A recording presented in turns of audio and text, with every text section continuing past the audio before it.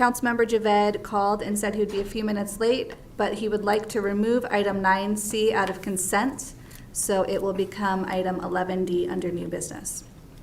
Do I have a motion to approve the agenda as amended? So moved. A second. All in favor? Aye. Opposed? Abstained? Motion carries. Please join us for a moment of silence, and Councilmember Carrera, will you lead us in the pledge?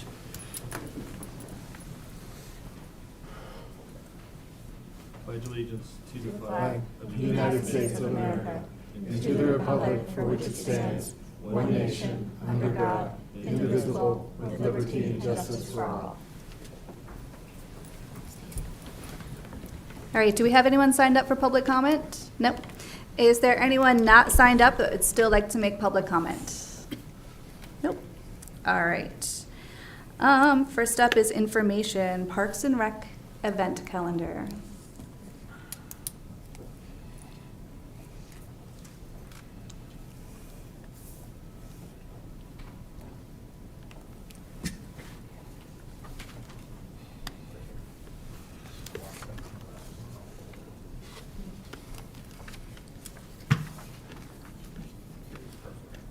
Oop, I forgot to read this.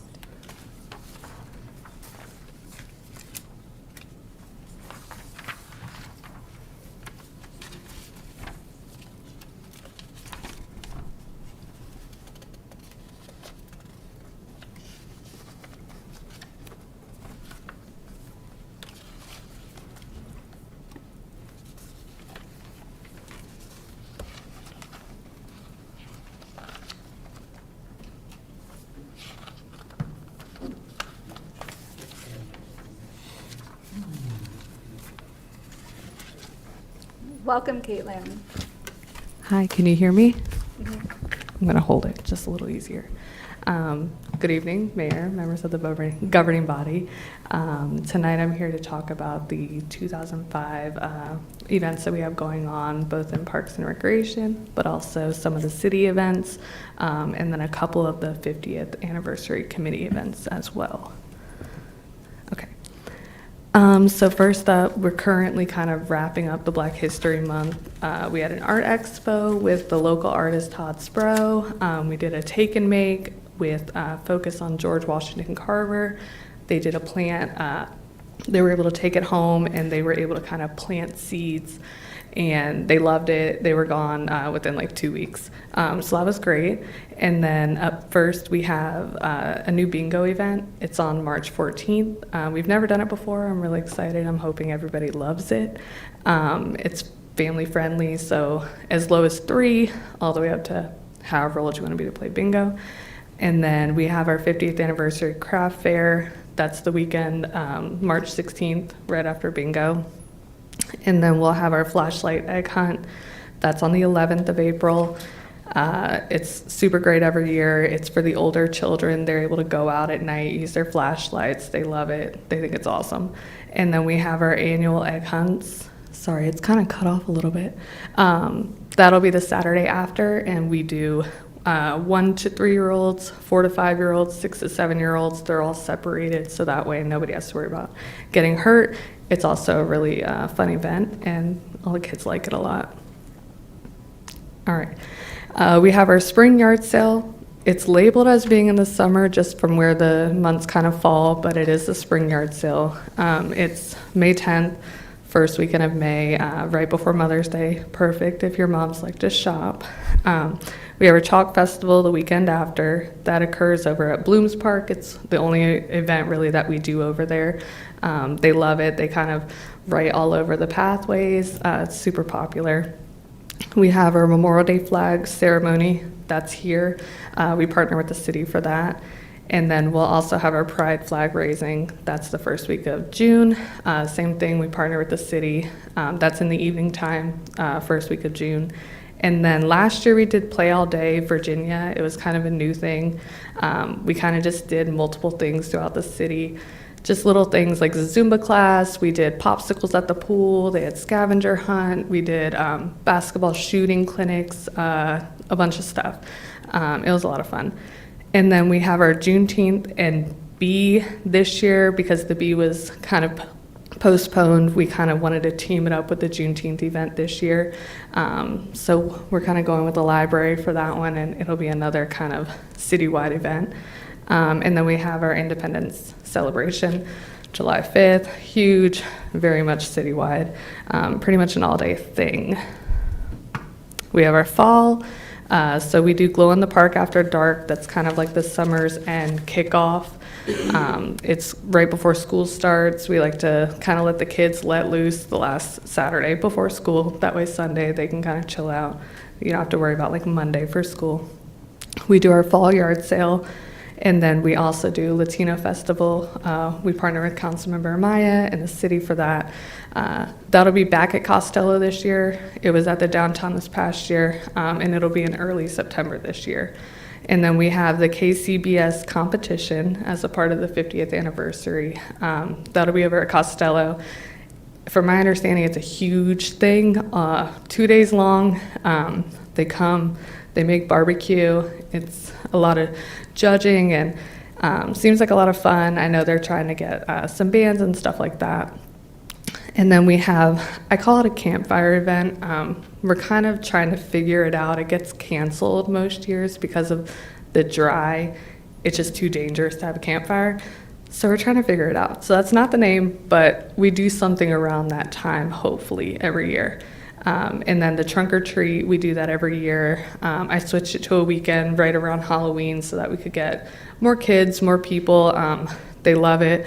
Our numbers have grown like crazy for that event, so it's a really popular event too. And we've also really gone up on the trunks that we've also gotten now that it's on a weekend. And then we have our winter events. So we have our Veterans Flag Ceremony. And then this year, we're going to plan to do the Veterans Dinner the same day. That way we're not trying to cram everything into June with all of the 50th anniversary, all of the Memorial Day and everything else. We kind of feel like that might be a better fit for it, so that way we can really give it the full attention. And then Capture the Claws is like it's new, but we took out our tree lighting now that we do the tree lighting here.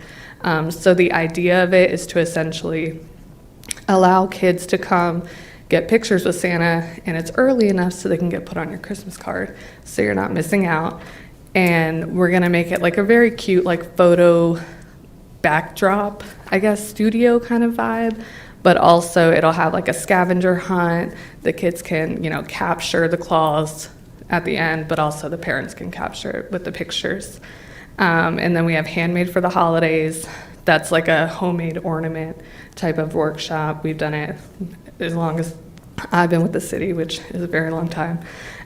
We have our light parade, also great, with the ending here now with the tree lighting and everything. And then we have our gingerbread house workshop. That's gotten super popular in recent years especially. We get filled every year, so we have like 55 kids just building gingerbread houses. It's a lot of fun. And then it's cut off, but we have Breakfast with Santa as well, the weekend after gingerbread houses, and that also gets filled every year. Also a lot of fun, pancakes, food, pictures with Santa. Kids, families love it. We always love having Vice Mayor Moore and his family there every year too. All right. That's it. Thank you, Caitlin. Any Thank you. questions? We'll start down with. No, I don't have questions, thank you. Thank you. Thank you for the presentation. I don't have any questions. Thank you. I didn't see the your microphone fifth, down. I'm sorry. I didn't see the 50th anniversary parade that they were gonna have in the. Right, so that'll be on the 5th. Some of the stuff I hadn't added when I made Okay. this, just because we didn't have like Okay. confirmed times and everything, so I just didn't want to add it and be confusing. But that'll be on the 5th, the morning of, I believe, 9 to 11-ish. Okay. So that'll be in the morning, and that'll be from Bloom's to downtown here. Thank you. Mhm. Caitlin, you always do a great job, you and your staff. Thank you. Every year on all the events that take place in Parks and Rec. Just a couple questions. The Juneteenth, I know the Black Expo Excellence will be taking place on that day. Right. Will there be any other specific Juneteenth celebrations? So we haven't exactly gone deep into our Juneteenth planning, but I think it'll be kind of similar to what we've done over the past years as far as food trucks and things like that. Oh, yeah. We haven't gone deep into it yet. The gentleman who does the drumming is very excellent. And Yeah, we're Mr. Kofi, he's great. Looking into it again. We love him. Yeah, absolutely. The next question is Trunk or Treat, which is an Yes. amazing event Thank for you. anyone that hasn't been to it. Have you ever thought about, or maybe we do, competition for the people who Yeah. decorate their vehicles? So Some we've go really done elaborate. it. I know we did it. I was on a maternity leave this year, so I don't believe they did it. We missed you. But the year before, I missed you guys. But the year before, I know we did do it because DSS won. But we do want to expand it, kind of do like first, second, third, and make it a little bit more known too.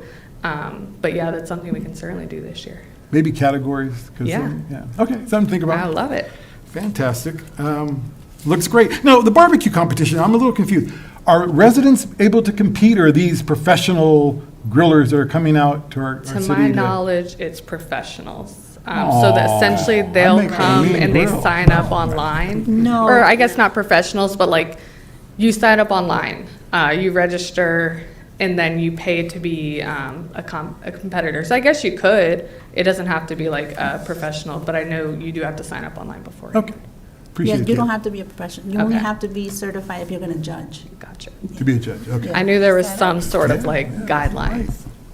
Thanks, Galen, appreciate it. Thank you. No questions from my side, but looks like a great, robust lineup, and looking forward to attending a lot of those events. Thank you. Yeah, we look forward to it. Thank Thanks you. so much. And before we do the library events, I forgot to say at the top of the meeting, welcome to our new council member, Councilmember Moreau. We're happy to have you here. Thank you. All right, library.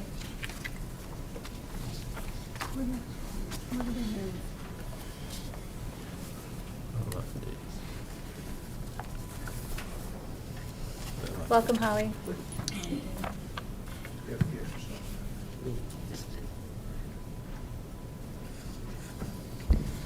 Hello, good evening, Mayor, Vice Mayor, members of the governing body.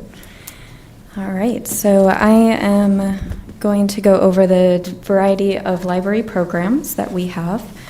Unlike the community center programs, mine aren't laid out as exact programs. A lot of this has to do with the fact that we plan our library programs about 3 to 4 months in advance. We don't have them planned for the entire year.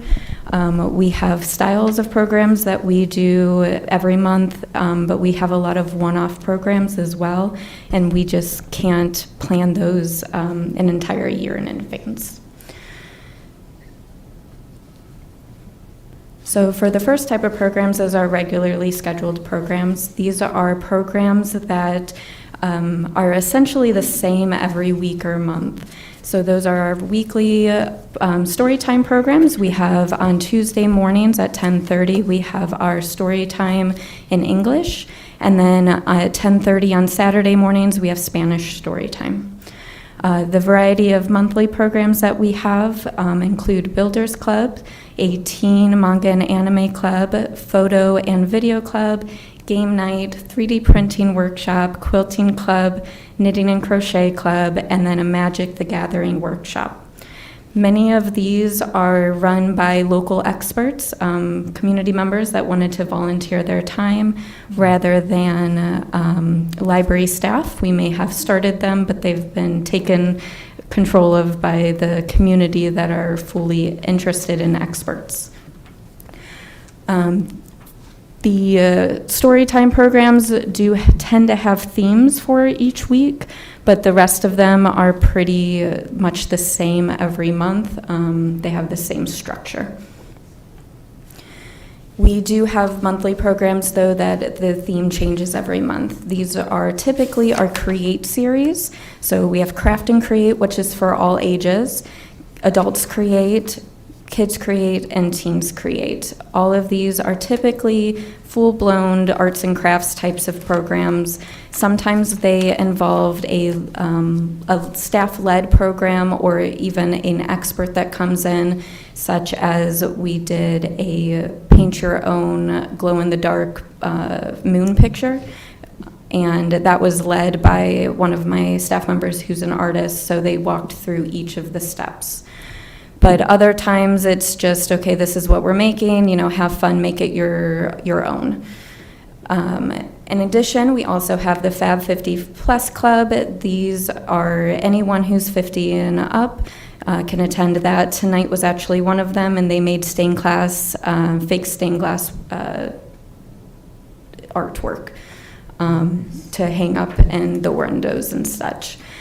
Sometimes it's informational. It could be information on housing, retirement, anything like that, but that theme does change every month. And then we have Teen Science Lab, which is always something STEAM related, and the information about what goes into it. For example, there was 1 month where we did this next month is densities, so figuring out the difference between the types of liquids and why they layer on top of each other when you put them into something. So that allows the teens to really explore that, and there's always something in our Teen Science Lab that the teens can take home with them as well.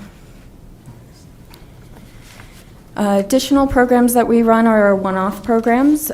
These are often coordinated with someone else. So for instance, there's the Halloween program that we do every year with the city. There is the author talks that we have throughout as well, where we bring in local authors. These are typically all ones within driving distance, but we have occasionally had just Virginia authors or even some authors from other states that Zoom in and participate as well. We also partner with organizations such as ACTS and Homeland Security. We have a Teens Talk program for teens and their parents to talk about internet safety and dating and healthy relationships and how that happens in a digital age. So that one's actually coming up in April. And then we do some one-off yearly programs such as our stuffed animal sleepover, where littles can bring their friends in to have a night or a couple nights at the library. So that is actually happening in March. So people can bring their stuffed animals on the Tuesday, and then they come and pick them up on Friday and see everything in a presentation about what they got up to. Nice. And then finally, we have different reading challenges that are run throughout the year. So the big ones that most people know for libraries is the summer reading program. This is an 8-week program. It's both virtual and in person. You can either have a scratch-off type of log that you are doing, or you can get the app or even do it from a web page and track your progress. There's different themed library programs. This summer it's going to be Level Up at Your Library, so it's all gaming themed. And all of the programs that we do in June, July, and August are based around those themes. There's different book challenges, both reading different genres or just to read in general. In order to complete the summer reading program, they have to read for 20 days, and that's it. There's no certain amount of points you have to get to. There's no certain books to read. It's just read and log that you have read. For 20 days in order to complete. But there are additional things to get you to continue to read for more than 20 days. So you can get additional tickets into the grand prize drawing if you read for 40 days instead of just 20, if you double it. If you go to a certain amount of library programs, you can get more tickets in order to get a prize at the end that we draw. But everyone who does participate gets sign-up prizes, midway prizes, and completion prizes as well. We have also done a winter reading program, so this coming year it will start on December 1st and run until January 11th. It's a 6-week program instead of the 8 weeks, but it is run bingo style. So if you read every day for 40 days, you automatically win. But otherwise, if you come to certain amount of programs and make a bingo, then you can complete that way. It's just something to encourage everyone over the holidays to get out and do something or to read. For both of those, we don't have a preference for how many time or how much you read. We do like to say 20 minutes for 20 days just to keep it consistent, but you could read 4 or 5 minutes a day and that would still qualify. And then finally, we have monthly and yearly challenges that we run through the same program that we do the summer and winter program. It's called Beanstack. And these challenges are mostly just for bragging rights and to keep you on track and see how often you are reading. So there's not any prizes with most of these. They're just for fun. But every once in a while, there's either sponsored programs through the Library of Virginia. We did one with the national parks for Smokey Bear, different things like that that do come with some incentives in order to participate. And we have ones like 1,000 Things Before Kindergarten to really encourage different families to get their children ready for kindergarten, not just through reading, but through singing, dancing, doing a craft, anything for engagement, as all of that goes into getting ready for kindergarten. All right, any questions? Thank you, Holly. I know your programs are raved about around the city. I've been to a few of the children's ones, and your staff does a fantastic job with that number of kids in one small room with a bunch of Legos. Any comments or questions? Start this way. No questions, but thank you. Thank you. Thank you. Just a quick question. The teen lab or some of the others, is there a cost to the No. residents, even for the teen lab? Yeah, Fantastic. they're all free. Great. Comments, questions? I just want to say thank you. I love the consistent programming month to month, even though each one has a little bit of a different flavor, so thank Yes. you. Thank you. Thanks so much. Thank you. All right, next up, we have consent agenda. It includes the approval of the minutes from January 28th, January 29th, February 4th, and February 11th of 2025. That the governing body request the Prince William Circuit Court to reappoint Marie Siwek and Kevin Brendel to serve on the city's Board of Equalization for terms that will expire on June 30th, 2028. That the governing body reappoint Donald Shuemaker to serve on the city's library board for a term that will expire on June 30th, 2029. That the governing body appoint Joshua McNeal to replace Gary Fields as the city's representative on the UOSA board for a term that will expire on March 1st, 2029. That the governing body appoint Laura Hampton and Theresa Scalzo to serve on the city's Parks and Recreation Advisory Commission for the remainder of the terms that will expire on January 1st, 2028. Do I have a motion to approve the consent agenda? So moved. Second. All in favor? Aye. Opposed? Abstained? Motion carries. On to unfinished business. Prince William Health District Annual Funding Service. Thank you, Mayor. So this item was on the agenda at our last meeting. I feel like I'm super loud. Is that? Okay, great. Yeah, Sorry. fine. Okay. And Councilmember Javette asked for more information. So in your packet tonight is an amended memo that covers the cost issues for the agreement with Prince William Health District. This is the cost increase were actually required by the state legislature. They passed, I can't remember, House Bill 1963 in 2022 that increased the percentage that each city had to pay for the health district services to 45%. For smaller cities such as Manassas Park, they were allowed to do that increase over 3 years, which is how ours was done. And so we're now caught up. We are now paying 45% of the costs. And so that's why that happened. We do have an option of not paying this contract. However, the services that it provides are a lot and would cost us a lot if we were going to try to do them on our own.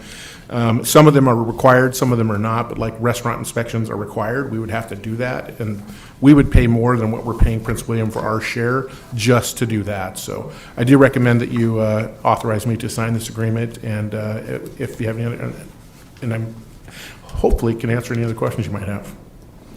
Thank you. Any questions? Start this way. No questions. No question. Questions questions. down this side? No question. I just want to say thank you for the follow-up. Absolutely. And appreciate the information. Thank you. All right, the motion is that the governing body approve and authorize the city manager to sign an agreement with the Virginia Department of Health for funding and services of the Prince William Health Department as presented and subject to final city attorney review. So moved. Second. All in favor? Aye. Opposed? Abstained? Motion carries. Up next, ordinance to increase city manager's spending authority to $250,000. Councilmember Carrera. It'll be actually, the correction, it'll be 200,000 per our discussion at the last meeting. So this just follows best practices across the Commonwealth of Virginia. It still puts us below. It matches what the state recommends. So I encourage everyone to support this. It'll allow best practices and common practices throughout the localities around the Commonwealth of Virginia. And then it will also allow, if we could continue having all contracts put on the city website. I think it was within 10 days, part of the resolution ordinance we passed back in, I think it was 2022. So, Okay, so if I'm not mistaken, you are planning for this to go into effect July 1st? yes, and it would go into effect July 1st of this year, to match the And fiscal year. we feel confident that the contracts will be able to be posted on the website prior to then. We'll have that up and running, that program up and running. Yeah, it is up and running. I believe Councilmember Cyberling asked for a demonstration, so I'm prepared Okay. to do that if you'd like. Sure, perfect. Okay. I'll try to set myself up for success here.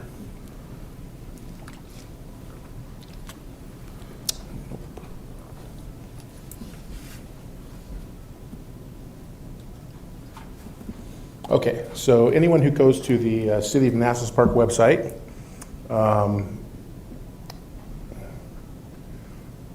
sorry, I can't see it right there.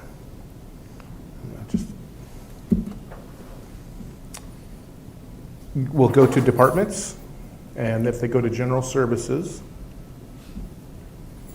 you'll see on the left side a menu. One of them says city manager level approved purchases, which has the ordinance leading the top of it. It talks about between 25,000 and 100,000. We, of course, would change that if you approve this. And then you go down and you can see every contract that falls into that category. You can click on it if you want to read it. Yeah, so that exists now. That is a result of the ordinance that was passed a couple of years ago. My recommendation actually would be to move off the website. The state of Virginia runs a program called EVA. I think it's Electronic Virginia, which allows for the tracking of all contracts. I don't see any reason why we have to limit it to these few that fall within my signing authority. We can put all of our business out there. Actually also allows for a procurement track so that when we're looking for a certain thing, there are vendors that have already been vetted by the state of Virginia that allow us to go in and choose without having to do the Google search or call up a buddy kind of thing. So my recommendation is in the short term is we will continue to fill this website up, but I would like to switch to EVA because it'll allow us to put all of our contracts out on the website. And the best part is it's free. So it's a service that's offered to every city in Virginia, and many of them use them, but for whatever reason we haven't. So with that, I'm happy to answer any questions you might So have. if you click on, go ahead and click on one of the Yep. contracts for me. Councilmember Stacy, your mic. Well, Your just mic asking on. you to turn your mic on. Oh, I think it's on. There you I'm go. just not speaking Yeah. into it.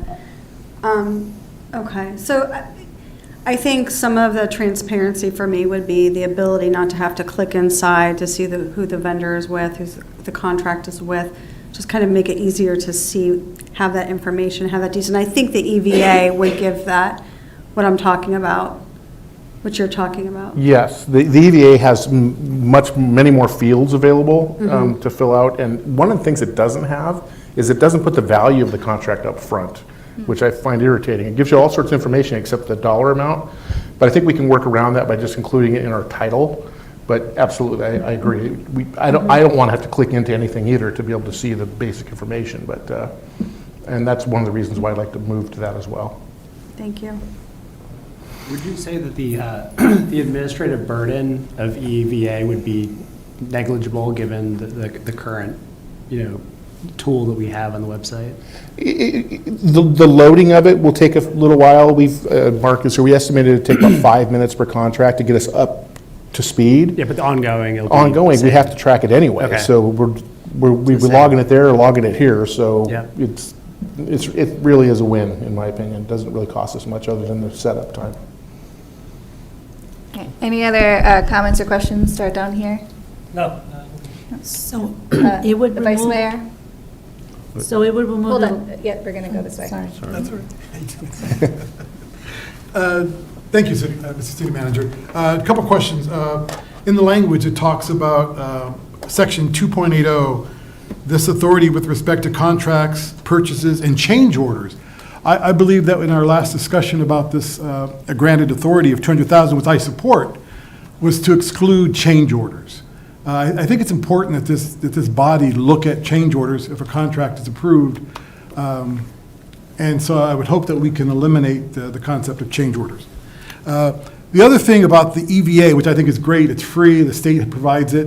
Are we going to put all our historical data into it? Because I could see that could be overwhelming and a real data dive to do that. But is that your intention, or just to start from where we get the system in place? I think we're going to start with the ones we have here forward. We're not going to go back in history beyond that. I think we end up with like just about 95 to 100 contracts to enter. So it'll give us a good 2 or 3 year historical look. And then as we move forward, it'll have everything, so. And the other thing, this that you have on the screen here is very helpful in that it's those contracts that this body has not reviewed. Because of your authority as city manager, you've approved. If we dump everything and we don't highlight the contracts that were approved with this new authority of 200,000, it's then the resident or we on this dais are hunting and pecking for those that are 200,000 and above. So is there any way to delineate the ones that the city manager has approved from the contracts that this council approves? That is a very good question. I didn't think of that.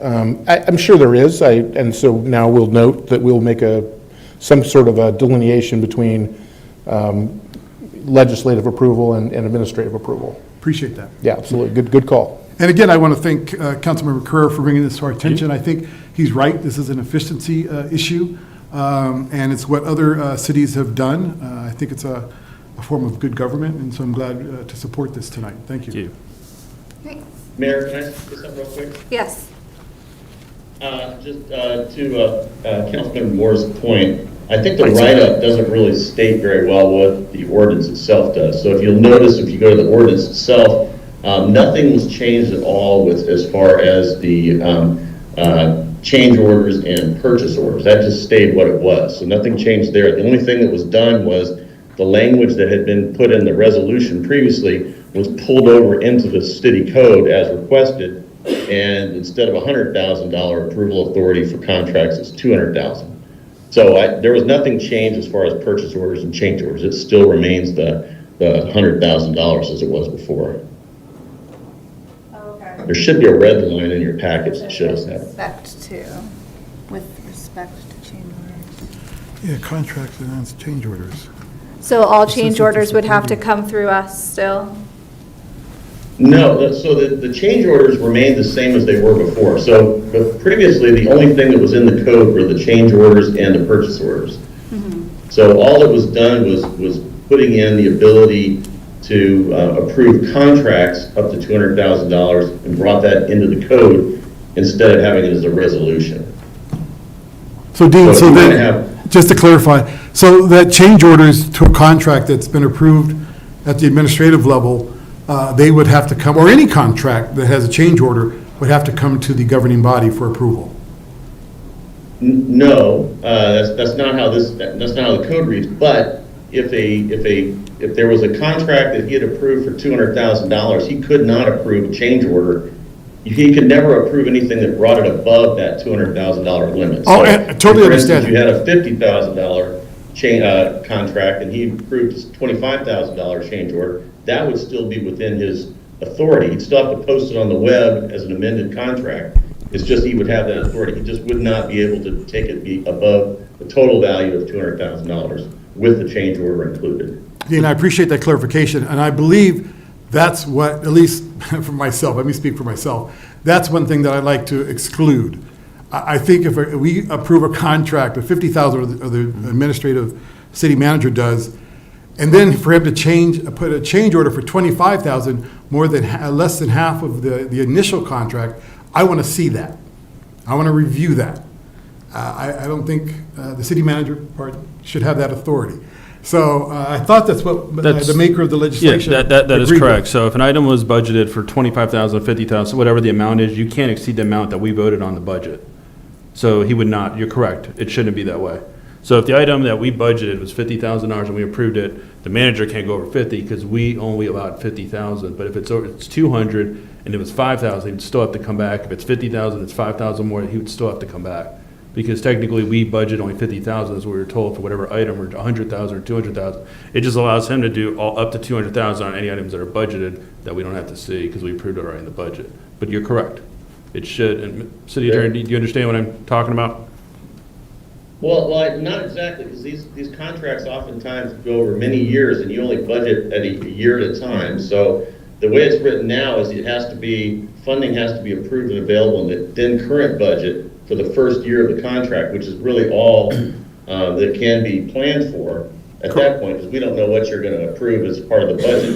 There has to be a non-appropriation clause too, so that if you ever don't approve the funding for it, we can terminate the contract without penalty for non-appropriation. Correct, but anything that we bring to the public, part of the budget, because it's a one-year outlay, anything that's budgeted is specific to that item. We would never exceed that. So if someone, for example, I'm not going to say this, but say we had a manager that had malintent, he can't just put in items in there and just start increasing above that amount that we budgeted. That would be, I think, inappropriate in any part of the Commonwealth or any jurisdiction doing that. So that's why it would only be up to $200,000 on items that are actually budgeted. You understand? Right, it has to be in the budget, no matter Correct. what. But so if it's a 50,000 item we approve, whatever the amount is up to 200,000, whatever the item is that we approve for that dollar figure cannot exceed that dollar figure. For the total life of right, but the problem here is you guys only approve a budget for 1 year. Correct. So it's kind of hard for a long-term contract to do that. I think it'd be easier just to require that any change order at all comes before you, if that's your concern. That way, if he approved Yes. a contract up to 200,000, puts it on the list. I think it's then, best practices, anytime anything comes up above what is a budget item that we voted on, the public thinks we're voting, spending whatever the amount is, and if we exceed that amount, we should always approve it, whether it's $1,000 more. I think, So you want to put an additional requirement there that I just think anything that, Can go ahead, sorry. we talk offline and so I can understand exactly what you're trying to do, and then I can prepare a revision and bring it back next meeting for you? That works. Because I want to make sure I get this right, but we're kind of talking about two different things here, I think. 'Cause And I just want to make sure we get it exactly what you want. Don't you have change orders pretty frequently? Because that's going to be pretty time consuming if we see Well, I mean, every change order. But change order, our interpretation, things do overrun, but we should estimate as a body whether we should put that cost in with inflation when we put an item out. Right. We should always probably over budget a little bit, because a lot of times we put that in a budget and we don't spend that much, we go underneath, and it should be. So And I believe right now our practice is to approve every change order Correct. to a contract. Yes. But it's good to see. It's absolutely good to see. Yes. Do you have anything else? No, I appreciate Dean working with us and bringing the revision at our next meeting. Any questions or comments, Councilmember Maya? No, Oh, I'm sorry. it's been answered. Okay, Thank you. all right. I still think that we should allow Carl sufficient time to regroup and give pause to this. We just increased with the last year up to 100. I'd like to see that. Councilmember Javid just had, was it a couple of meetings ago with the State Health Department contract. We wouldn't have normally gotten to review that and gotten the reason why that increased more than 7% had he not pulled it out of consent agenda and had that question. So I think the governing body is still providing some use and oversight, and just give you a little more time to get your feet on the ground until we increase. Otherwise, I would meeting. definitely support the 200. Perfect, thank you. Yep. Next meeting. Okay, so is it the will of the body to continue this next week at our next meeting to give Dean time to redo that? Yeah, that's fine. Yes? Yes. Okay, so this will be moved to next meeting.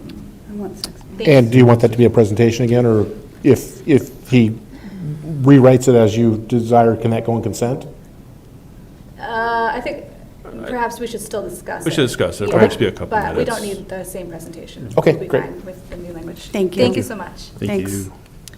All right, you're still up though. New business, FY26 budget priorities.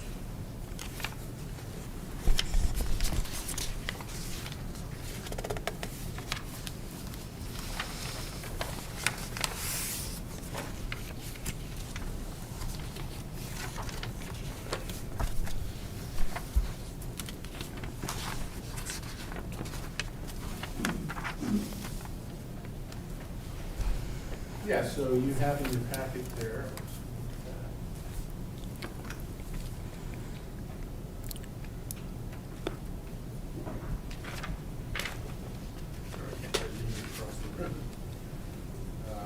Yeah, so you have in your packet the budget priorities that you, sorry. This is turned off. The budget priorities that we collected from each of you over the past few weeks. They've been assembled onto this spreadsheet, which what we're going to ask you to do is to look at all of them and see, obviously you're looking at everyone's, not just your own, and then see where you'd like to rank them as far as the governing body priorities, more than just your individual priorities. How do you look at them as from the governing body standpoint? I think what we talked about was having a retreat here coming up in the next month or so. And so I don't think there's anything for you to do tonight except look at these and understand what everyone else had submitted. And then I think when we get to the retreat, we're going to ask you to do some force ranking and try to get these into some kind of an order that gives us direction on how to budget for them. So it's really a lot to digest at one moment, but yeah, sorry about that. The battery in the mouse is dead, so I have to use the touchpad, which there we go. So yeah, so anyway, so it goes into the categories that you had talked about. One key difference is you had a category on community, what was it? Community maintenance. None of the priorities that was submitted by this body seemed to fall into that category, so we removed it and ended up adding a new one. Come on. Boy. Was that it, Kelly? Yeah. Oh, we recommended. Oh, yeah, to environmental sustainability. That was it. So, again, if you have any questions, let me know, but otherwise, digest it, and we'll talk about it at the retreat and see how we can make it actionable. Some of the retreat dates were out pretty far past when we're going to be approving this budget. So did you want us to rank these for this budget process so that they can inform the budget this year? Yes, yes, yeah. I don't think we can do it here tonight. No, so yeah, we can go on our own and rank these. But that's what we prefer. Yeah, I think Yes. Kelly set out some instructions with these when she sent them out originally. Okay. Just to sort of categorize them. You're not going to put them in order right now, but say, yeah, we need to do this, we can wait on this, or it's in the middle.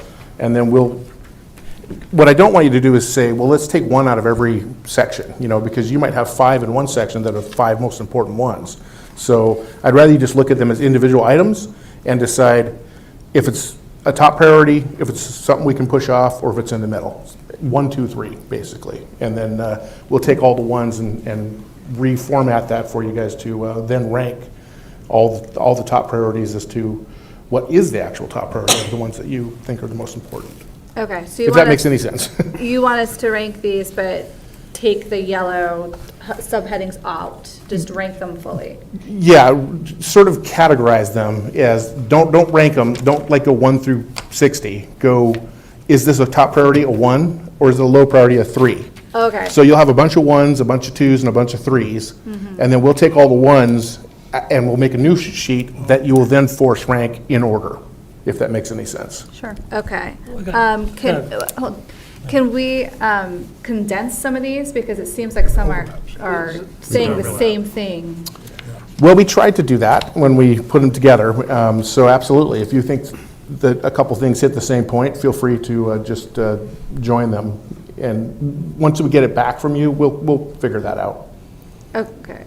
Yeah, but we did actually try to do that on our first cut, was say, well, these are kind of the same thing. Let's Right. put them in one line, so. Ms. yeah. Mayor, I have a question. I know some of the dates for the retreat are early March. Can't we just hold off to the retreat on some of this and meet in March? Sure, Or if we the decide on early that date. March dates work, I don't I don't know if know. we- A reminder to everyone to please respond to the doodle poll. Yes. I don't know which I date responded. Okay. is going to work for everyone. Hopefully it ends up early March, then we could address it there. But in the meantime, it might be good to have this condensed so that we're all ranking the same things. Or rank it so that we go to the retreat, we'll have the rankings at that time. instead Yeah, it's a having little bit of rank it, then homework. We have to go another time. Absolutely, yeah. Yeah. Yeah. But didn't we rank each category? We And used it- to. Yeah, It why was- can't we do it the same way now? I think Carl wants to do it a different way. Also, the categories we came up with this in 2021. Which so you can they make different should have been categories. refreshed, I guess. Okay. Yeah, I think each category needs to have a separate ranking. Yeah. Right? So my number one for economic development, and then one for balance of slice to pie, and Yeah. then one for financial management. So I'm gonna have a top priority for each category. If I have one for all of these, then it's gonna be hard to determine if I want economic development as my top priority, or do I want environmental sustainability my top priority. But each category, if you can determine from the governing body what's each priority in each category, and then rank it from category base. We can definitely do that. I think you're going to end up with more things than we can afford to do. And so I was trying to figure out a way to get it manageable, but Because, I mean, we're going to be juggling multiple priorities throughout the year. We're not just going to have one priority and then focus on another priority next year, right? So we're going to try to focus on multiple priorities, which will be in each of different categories. And we usually got condensed to 3 top priorities for each category. Right, right. And Well, then we- however condensed and then the we version discussed is. it. But either way, I'm not going to, I think, like, right here we have 1, 2, 3, 4, 5, 6, 8 in economic development. I'm going to rank it 1 through 8. Exactly. And yeah, then- yeah, my only concern is that what you rank number 3 in economic development might still be more important than what you rank number 1 in another category. You understand what I'm saying? Yeah. And so I just want to be able to give you a more holistic view of what your priorities are then, if that makes any sense. Just as a suggestion, instead of 1 to 3, should we do like 1 to 10 scaling, just to kind of give ourselves more of a variety in the weight that we're placing on each thing? Is that too complicated? You can do it any way you want, just as long as I understand what you're doing so we can Well, You know, everybody needs to do it the same do way. something with it at the end. Yeah, I mean, what do you all think? I think that's 1 through 5 or 1 through 10. I think 1 through 3 is a little small of a range. Right, that's For what I sure. think, yeah. So 1 through 5 or 1 through 10, and then that way you can get your weighted average a little bit, or your average. Sure, that's whatever you'd like. So who is leaning towards ranking the priorities without the yellow subheadings? And who is leaning towards keeping the subheadings and ranking within the old style? Are you Yeah, the, old school style? yeah, with the heading. Okay. Yeah. Kevin, old school or new school? I'm going to go new school, just because I think that, Sure. so my thinking there is that you can rank things relative to one another at the item level. Sure. And I do think that a lot of these things are very similar, so in my, new council person opinion, like the first 3 seem very similar. I can't differentiate between those, Yeah. so I'd be kind of ranking them equally. But we can talk about when all the votes are in the ranking. Vice Mayor? I'd like to rank them by category. Old school. Okay. Yeah. Old school. Old school. I would, and just have a comment afterwards, I would probably do what you said. I'd probably do it within a category, New 1, 2, school. 3. My thing is, I see these in every jurisdiction, and like, you see them very differently, and it's like, everybody puts police, fire, and everybody here wants an economic development. Everybody wants it, I mean, we all want that. I think it's really the next tier of what we really want to change, because every one of us are going to support economic development. Everybody's here wants to support schools, the police, fire, the staff. It's really what the numbers come, and just, I mean, I think there's a lot of there's 10 economic development things, like, who's opposed to economic development? I know we're just, wasting a lot of time on just multiple. But I'm okay with the new one. I'm okay with either, it doesn't really So- bother me. I like the new as well. I think it gives more diversity, and so multiple kind of objectives that you're looking for versus, okay, I just want all of this category, because that's not what we want to do. We want to do multiple things, multiple. So I think the newer way will give us that ability, whereas the old is you're just doing it by category. Can I just ask a clarifying question for the old system? So if I was saying, economic development's number one, balance of supply number two, are we still ranking within that, or we're just ranking the headers? No, we're ranking within. Okay, Yeah. understood. All right. Yeah. Yeah, but I think for city manager, I think he wants to know which category is It's on number top one, yeah, priority for exactly. us. Yeah. So we could always give you a top priority of these headers, but then we'll rank it in each category, which one. Like- Yes, because that way everyone's priority gets a chance to be on the top or be a priority for that Right. So I mean, he could, fiscal year. if majority is economic development, then he'll know, okay, I need to focus on economic development, look at a subcategory, 1, 2, 3, let's take out one, this is, development is important for him, right? So, I mean, it's just, because if we just do 1 through, 10. if we rank 1 through 60, Well, we're not ranking 1 through 60, we're giving our weight, like this is 1, first 2, priority, 3, yeah. All right, so how about for the categories, we're ranking them 1 through 6 or the number, and then with it, but we're still doing the line items kind of ranked against each other, so old and new. Yeah. Would it be helpful to do the new school and then rank the subheadings as well?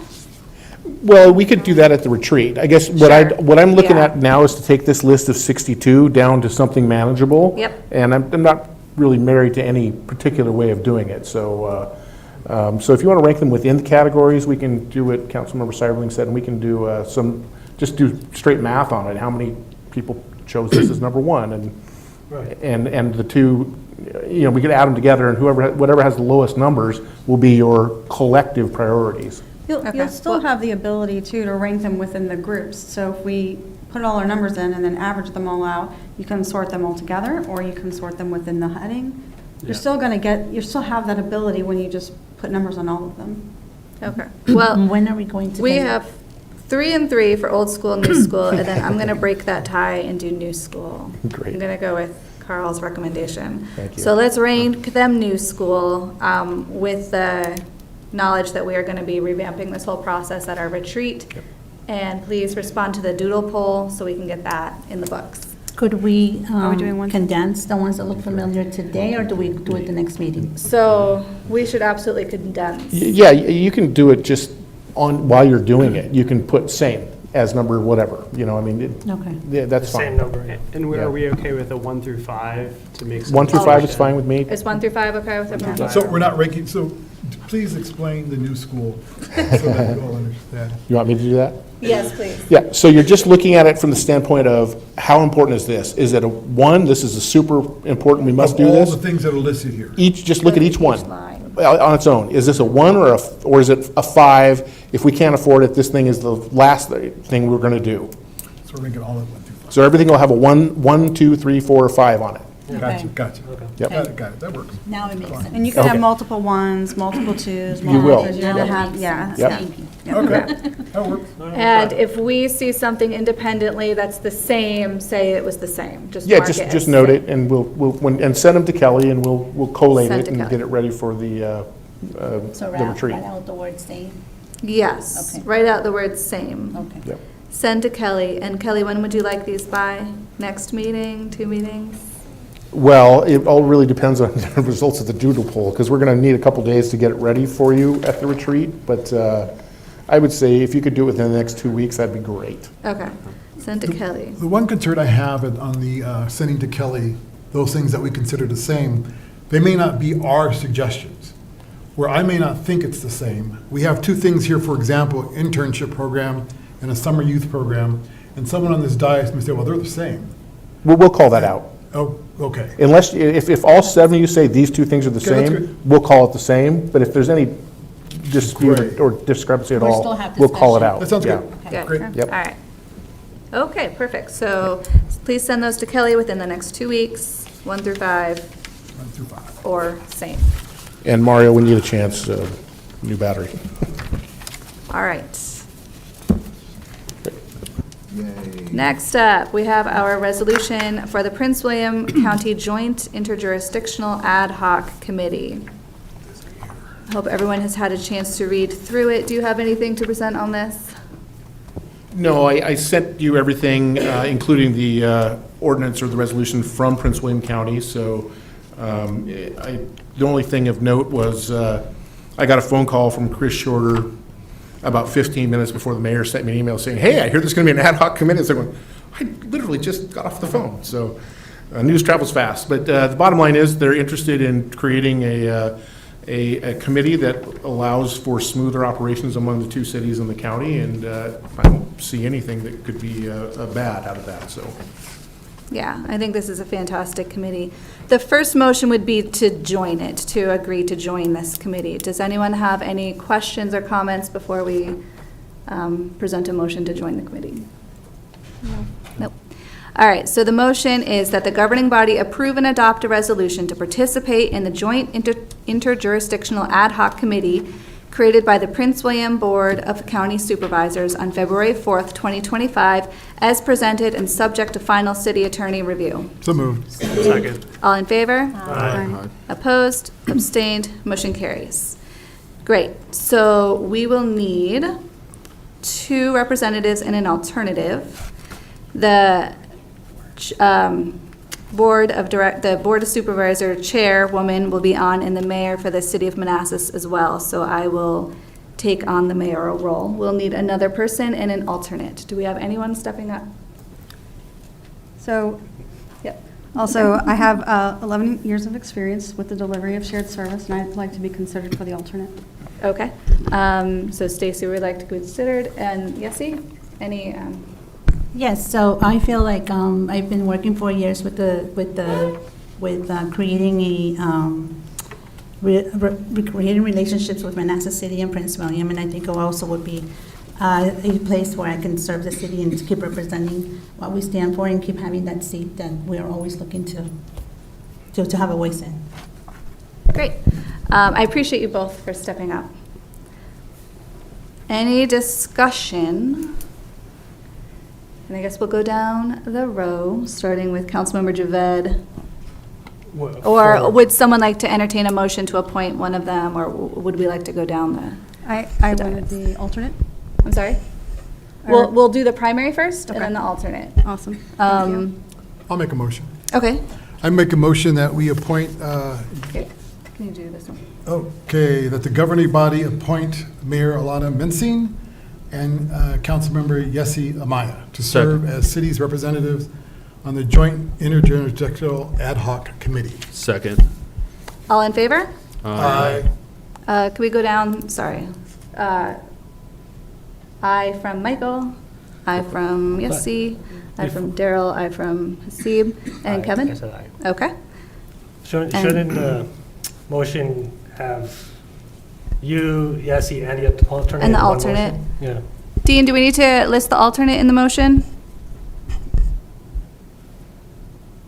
No, but you can make it a separate motion if you want, but I think we do need to get an alternate appointed, right? Okay, yeah, let's do it as a separate motion if that's okay. All right, so opposed, abstained, that motion carries. I'd like to make a second motion that we appoint Stacy Cyberling to the alternate position. Second. All in Aye. favor? Aye. Opposed, abstained, motion carries. Thank you to both of you for stepping up. We look forward to working with the county and the city on that. That's going to be a good committee. Next up, reflective vests. Councilmember Javed. Oh, yeah, so this is just going to be a discussion, no action tonight, but it is going to be on the budget list, and my goal here is to, I call it kind of a walk safe initiative. There's a lot of pedestrians, dog walkers, bike riders, joggers that go out late in the evening, and our lighting is not always the best, and when, drivers driving around our city might not see somebody that are wearing all dark clothing. And I think if people are active in our community, if they put these vests on, it gives them a visibility to the driver. So I hope you guys look at this priority. It's very small. I'm asking for $1,000 to buy 200 vests. And my goal is to kind of just hand it out like we did to the vouchers a couple years back to Manassas Park residents. And it'll be a one per person type of thing, and whoever can use it. And if it's successful, then we could expand on it. But I think giving back to the community is important, and keeping our residents safe is utmost important. Yeah. Can I just, Great. Oh, sorry. Sure. Okay, go ahead. No, go ahead. Sure. I was going to say thank you, Councilmember Javed. City Manager, do you have anything you wanted to add before we do questions, comments? No, I did talk to Councilmember Javed, and just from the standpoint of managing a program and deciding, is the rules around it, does it have to be a Manassas Park resident? How do we verify that? What's acceptable? And that sort of thing. I think his interest is in having pedestrian safety, and I guess I would like to look at it from the standpoint of, well, maybe the vests aren't the best way, and so I would like to front it with a little bit of a needs assessment before we spend any money, but I think the idea is great, and maybe the vests are the way to go, but just, I would ask that we have a little time to see before we get too far down the road. Okay. Sure. just a couple questions. So the 200 vests, they would be distributed to anyone who wanted them, or would they, is it kind of like if I want a vest, I can come, I have access to one, or is it they're distributed to all residents kind of? Yeah, correct. Okay. First come, first serve until supplies last. So anybody citywide could come into 3 designated locations. I had a police station, city hall, and the community center. They could come in, show their ID, Manassas Park residents, and then they just pick up a vest. And then I think they'll just mark down so that same person can't come back later to get it again. But yeah, it's first come, first serve, and the Manassas Park residents, whoever thinks they could use it is welcome to it. Okay. Yeah, I mean, I've seen folks when I drive on Signal Hill Drive, also wearing dark clothes, Exactly, yeah. and they're in the, sometimes they jog in the road. My only thought is I'm not sure if that individual that I always see would wear a vest if it was offered. I think some people kind of elect to just do things that are, silly. But so I'm not saying it's not a good idea. I'm just saying we also have to consider maybe the needs of how many folks would want access to this. And there's also going to be people that just kind of ignore that. Sure. Yeah, no, there'll be people that offer. might not need it, or there might be financial restraints, or they don't know where to buy the vest from. I mean, it could be a lot of issues, but what we're gonna, as city manager, emphasize is that pedestrian safety is important, and we're gonna emphasize that through marketing, is saying, hey, do not run in the dark with dark clothing. We have an option for you here. Take advantage of it. Yeah. So we're gonna give that opportunity for them to realize, hey, you know what? The city might be right. This is kind of dangerous. I'm running in the dark with no protective reflective gear. So it kind of maybe might open their eyes. Comments, questions? No, I think it's a great idea. I just want to make sure that we market it well so that the citizens understand that they have an opportunity to get these free vests if they want one. So a lot of money will have to be spent in marketing, I think. But I support the idea. It's great. Comments, questions? Councilmember Maya? I'm generally supportive of giving it away. I'd like to see some of it go to our retirement senior community, because there's an individual there who likes to play on the street, and he's probably get hit. And I think this would assist that. But I think, so I think it'd be a good safety program for the community to start out, and like you said, first come, first serve, or even designate at least 25 of them maybe to that community there. So. Did someone ask for these? Did someone come to you and say, hey, I would wear them, or I want them, or need No, them? I mean, being in the city last couple of years, not even on council, we had a pedestrian hit and killed. Good. We had a cyclist hit in a car multiple times off of Euclid. I've seen close calls off Signal Hill. Even when the flashing lights are not working, I've seen multiple close calls there in the evening time.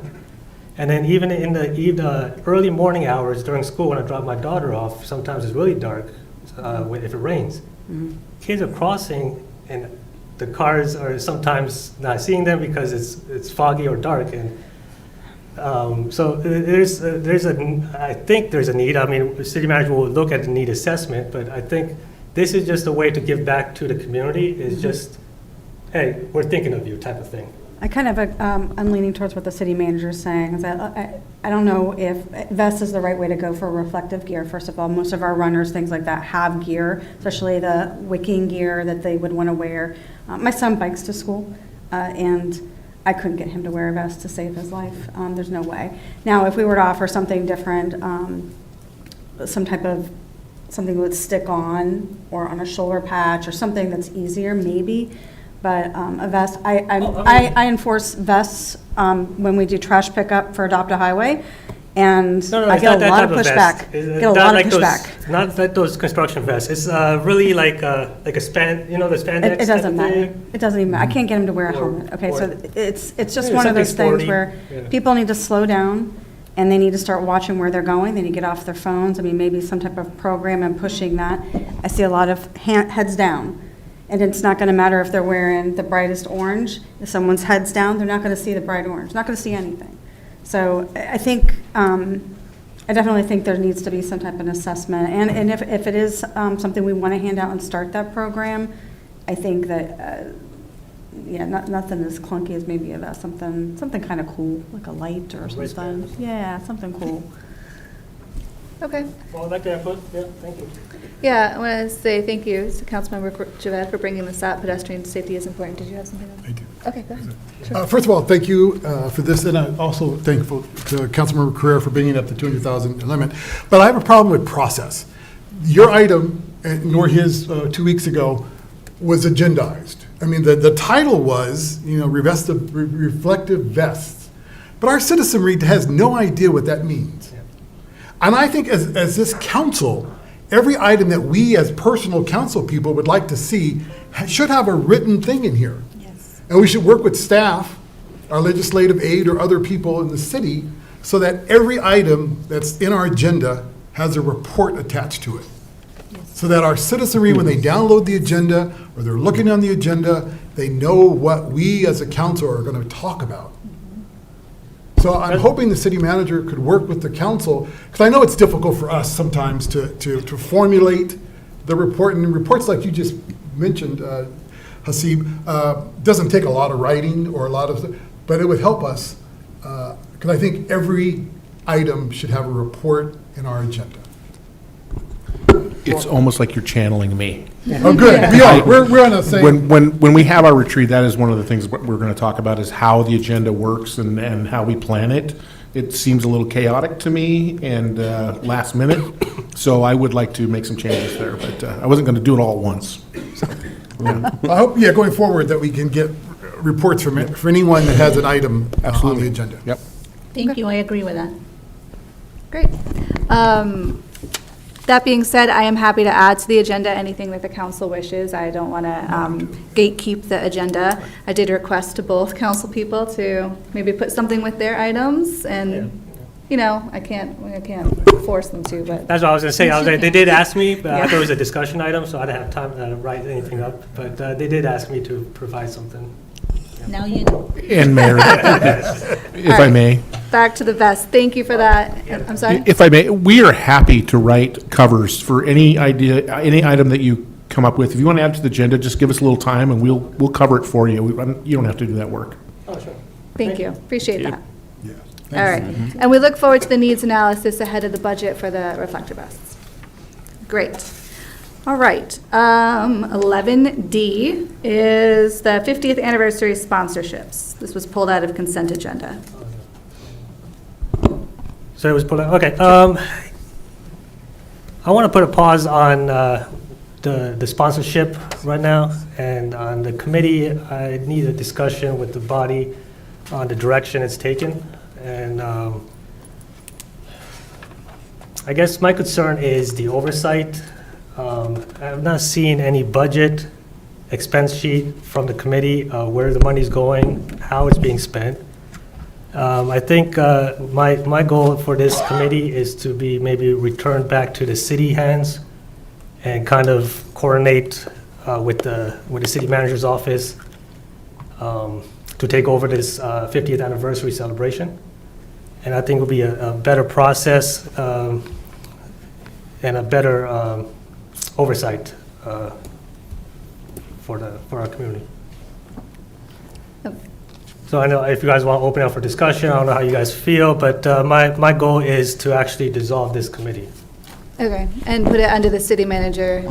and to put it under the city manager's responsibility. Okay. Comments, we'll start this way. So just kind of an initial glance, I know I've just come in January and the 50th anniversary activity's been going on and being planned for quite some time. And it's been a lot of effort, a lot of love gone into those activities and events. Some of the feedback that I've received from citizens is that there's a lot of confusion about what are city events, what's 50th anniversary events, what's Parks and Rec, what's Farmers Market, the night events. We're not getting a total picture. And when I actually went and looked, I did see Keep America Beautiful events and 50th anniversary event calendar together. And then we have the event with the Farmers Market, Nights of Market, and those events. And then even tonight we got presented with Parks and Rec events mixed in with some city events with the 4th of July. So it's kind of all over the place. I don't know where to go to see what's going on in our city, but there's no central location. So I do agree with the thought of moving it under the city manager. I'm supportive of moving under the city government. We have a full-time events planner, events coordinator in multiple departments. I think every committee or commission should have a staff lead. I don't believe, and I didn't vote for the 25,000. I had to leave that day. I wouldn't have supported that because I just think you have to have oversight. I'm not saying you're doing this or anybody's doing this. I just don't like to give the impression that council can direct staff to do things. If we have an event like a parade or something, and they should have to feel they have to accommodate something without getting it through the city manager's office, that approval. And I feel if you have a FTE or a position or however it be designated, that person should be leading that coordinating it within the city manager's office. So I'm generally supportive there should be some oversight on it, and it should be kind of sent back into or it should be under the city managers or whoever you designate. Councilmember Maya? No comments. Councilmember, Vice Mayor, I'm sorry. Yeah, I appreciate Councilmember Javed for bringing this up and pulling it off the consent calendar. But with that being said, I would have a lot of problems if we voted on something tonight. I think we have to give the committee an opportunity to speak to this item. They have put, as Councilmember Siwek has said, a lot of time, love, effort up to this point into this process. They did not know you were going to pull it from the consent, and consent usually means that this body agrees. And so they had no idea. They're not here tonight. And so I would feel really bad to eliminate them without giving them a fair opportunity to speak to all that they've done and to talk about how they've worked with the city up to this part, or haven't worked with the city, but at least give them a chance to speak to what has happened. So I would ask that we hold this over. Your objection to the committee is noted, and that we ask them to come and speak and maybe at our next meeting take action going forward. But to do it tonight, I think would be wrong and wouldn't look well on this body. Before we continue down, I want to respond. We have Councilmember Amaya, and she is on the committee. Also, there's been a few actions that have just been taken by the committee that I found out secondhand that should have come through us. So they're sending letters to representatives without speaking to us first. These events are acting as if they're gospel, but they have not come to us. So I do think the urgency to take this committee and put it under the city manager for him or Melissa to revitalize as they see fit is absolutely necessary for tonight. And it's because of actions that I have seen, I've heard from residents that have happened over the past week. Yeah, not being privy to that information, wasn't aware of that. But I still think one meeting would make a big difference. But I think we should at least allow them to speak, and maybe Councilmember Amaya can do that. But it just seems like we're rushing when we didn't really give them notice that was going to happen. Again, this was on consent. The agenda that was publicized was consent. And by definition, consent is something that's non-controversial. It's something that we, as a body, agree. But now I'm hearing that half of the council doesn't want it to happen. And I may vote that way too. It may make sense to move it under the city manager. But I'm saying let's give them their due and allow them to at least defend the work, 6 months of work that they've done thus far, before we just eliminate them. And again, that may be what we do at the end, but at least give them the opportunity to speak to it.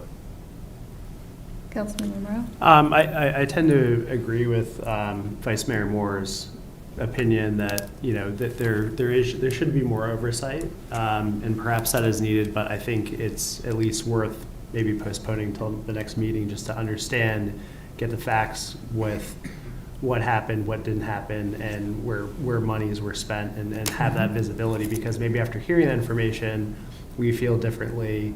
But in principle, as pulling it out of consent, I agree with Vice Mayor Moore's comments. Well, just a comment off. Well, thank you for your feedback and your concerns. Even if we hear from the committee, I don't think it's going to persuade me to change my opinion. It's just the principle itself of it. I mean, they go explain all they want, and this happened, this happened, this happened. But at the end of the day, it's just going to be the principle for me. And whether we vote today, next week, it's not going to change the fact. They could be here today if they wanted to. And that's why I pull it out, consent, right? I look at consent agenda, I don't overlook it. And anything I see, I pull it out, And they're welcome to come to the governing body meeting. Even if it's on consent, they think it's just going to be passed. I would think that if there's a discussion or question, that they had opportunity to do so during public comment time. So with that said, I mean, I'm going to make a motion to dissolve the committee today. And and they could still come and talk next week if they want to, but I think that's just my opinion. Okay. So I'd like to make a motion that the governing body adopt and approve a resolution to terminate the 50th Anniversary Committee. Okay, so Stacy's made the motion to see if we want to second it. I'll make a substitute motion that we do not absolve the 50th anniversary tonight, and that we allow them to come to our next meeting and speak to the council and take the matter up at that time. Is there a second for that motion? Second. We'll do Yessie. All right, so do we vote on the first motion? Substitutes first. The substitute first, okay. All in favor of the Daryl Yessie substitute motion, please raise your hand so we can visualize. 1, 2, 3. Okay. All in favor of the Stacy Hasib motion, please show of hands. Okay. Original motion passes. 4-3. Noted. All right, thank you. We have arrived at our second public comment time. I did forget to read an email. I apologize to the first public comment. It is from Laura Hampton at 129 Cabell Drive. On behalf of the 50th Anniversary Committee, thank you to sponsors, Manassas Park residents and volunteers, and the city manager and his wife for making the February 16th kickoff event. The full email will be available on the website. Is there anyone who would like to make public comment? Well, I'd like to, before we adjourn. Yeah, and then we have city manager, but you Oh, go okay, ahead. yeah, I mean, back ahead. here, I'm sure the city manager will coordinate with the chair of the committee Yes. and pass along any information that the committee has done so far to the city manager's office. And and when you do have that conversation, you can let them know that you guys, we're going to carry on your work, your torch, and we're not going to try to, whatever you guys accomplish, we're going to review it and, bring it back to the body. Yeah, absolutely. We want to honor the work that's gone before, and in fact, we won't be able to do this without them even still. So having it coordinated out of, by Melissa, no problem, but I think that we're still going to need all of the volunteers and whatnot to make all this stuff work. So, absolutely. Thank you. Fantastic. Thank you. All right, city manager reports. Yeah, a couple things. So we had a big meeting yesterday to talk about the development in downtown area, and we've opened a couple of businesses on the south side of the street there, And so it's time now that we're going to have to start enforcing some parking restrictions. And so you're going to start seeing some signs come up that do some time limits. And the biggest issue right now is we have people that live in one or the other of the apartments that are parking all day on the street in front of like the Little Bowl and Yoder's and whatnot. And so you're going to start seeing signs pop up in downtown to start limiting that. We're going to start socializing the idea that we're going to have a time restrictions here so that by the time the movie theater and event space is open, people understand that you can't just park your car here for a week. And so just letting you know that you're going to start seeing that. The second thing is the treasurer is going to start a campaign on her website of listing people that are delinquent in their taxes and other payments to the city. So just FYI, that's something that's going to start happening that is within her control, but we'll probably hear about it. So just giving you a heads up on that. Sure.